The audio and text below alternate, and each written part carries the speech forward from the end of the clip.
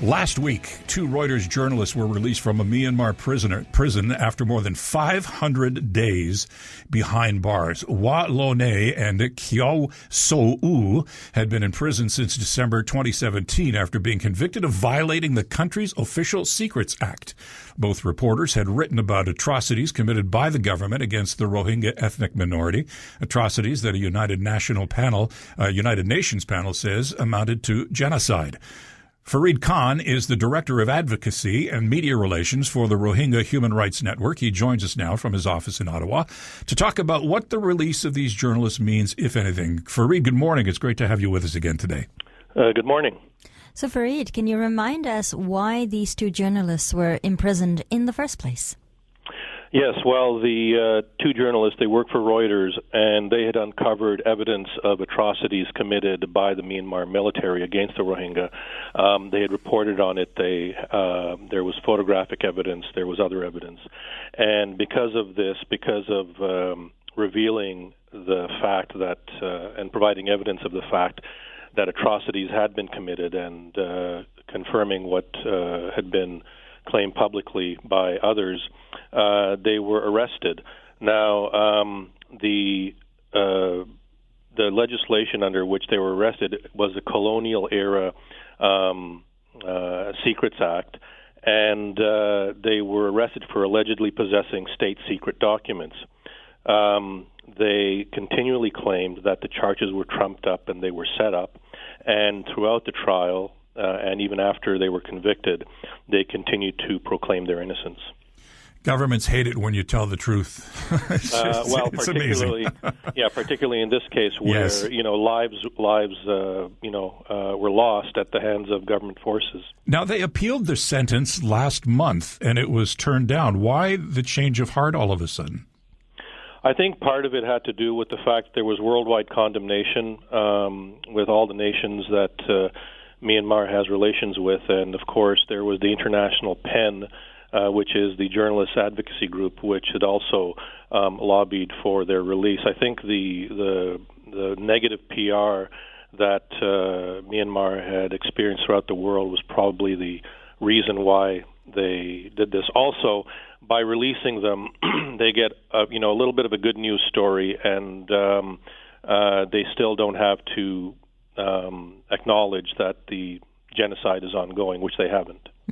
So I suppose it's not fair to entirely say that they're trying to send a signal that things will be changing. They wanted a PR story, they wanted a positive story, but they're not really, maybe that it isn't really an indication that things will change on the ground.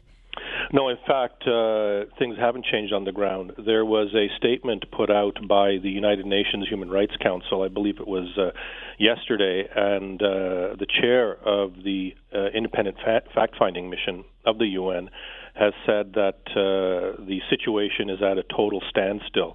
And this statement by the chair said that there should be worldwide pressure put on the Myanmar, particularly the military, to pressure them to allow investigators in to acknowledge what's going on, because there seems to be no willingness within the Myanmar leadership to admit to what happened and what continues to happen, in fact, to the Rohingya who are remaining in Myanmar.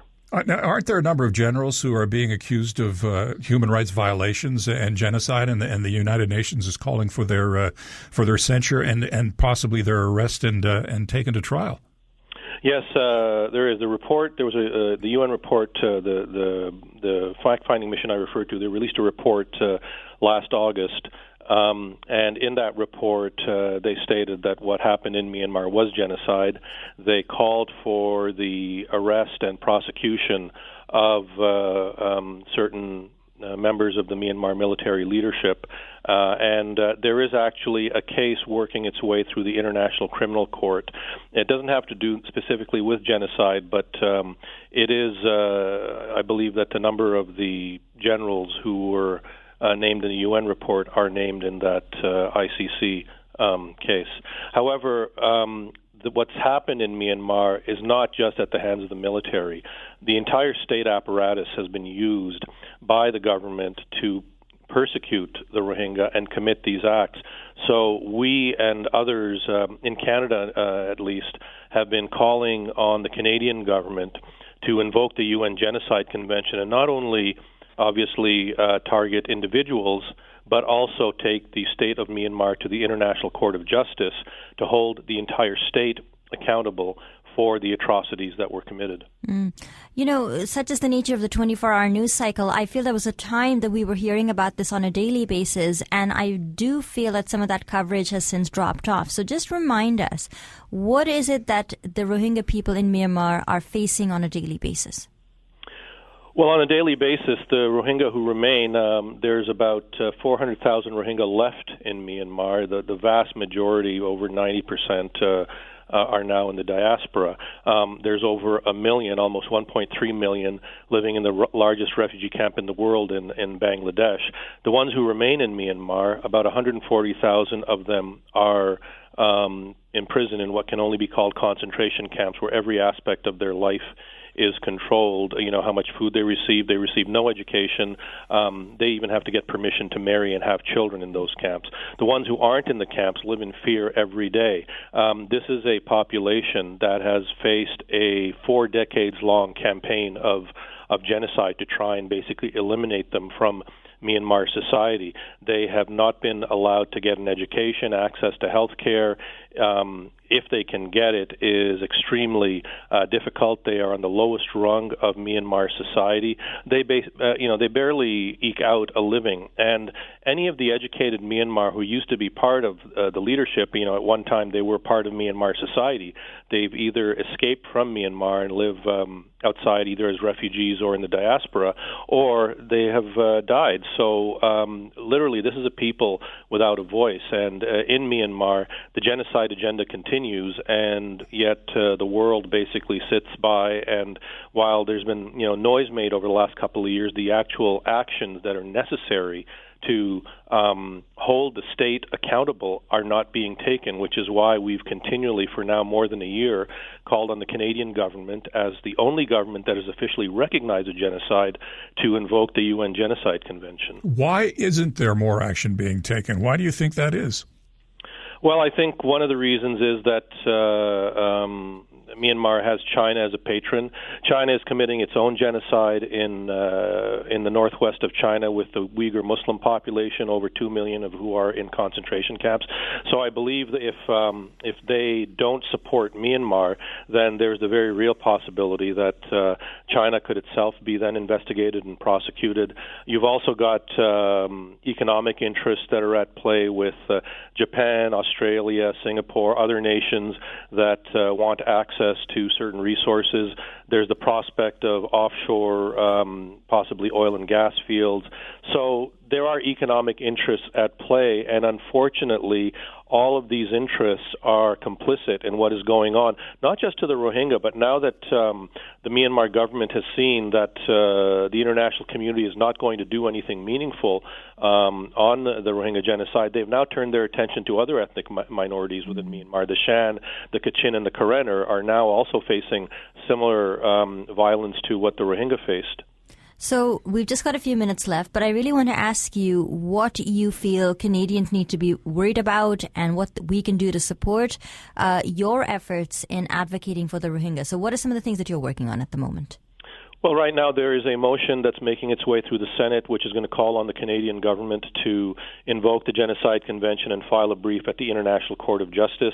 We're also attempting to get a similar motion a similar motion passed in the House of Commons before Parliament rises for the summer. We are working with other human rights groups to pressure the Canadian government. Canada just marked on May 2nd, Holocaust Remembrance Day. And we have in Ottawa the National Holocaust Monument. When that monument was unveiled, the Prime Minister, made a statement about how we can never let the sorts of things happen that led to the Holocaust happen again. And yet that is what is happening again. We cannot as a nation, claim to be defenders of human rights, go around the world thumping our chests, saying never again, and then when something is happening in front of our eyes, not use the legal tools that are available to us to prevent further atrocities from being committed. If we do not act on this, then we will see other genocides continue to take place, as what is happening in China. There has been 4 million Bengali Muslims in India who have been stripped of their citizenship, which is the way the Rohingya genocide started. So, not to act basically is to forget the lessons of what happened in World War II with the Nazis, and we need Canadians to basically tell the government to have a moral compass and to take action, because if we are not going to stand up when we have recognized that a crime has taken place, then basically the international laws we claim to defend are meaningless. Fareed, we'll keep in touch with you, and please keep us updated on any progress that you're making. Thanks for your time. Thank you very much for having me. You've been listening to Live from Studio 5. Make sure to subscribe to Live from Studio 5 wherever you listen to podcasts and leave us a rating and review.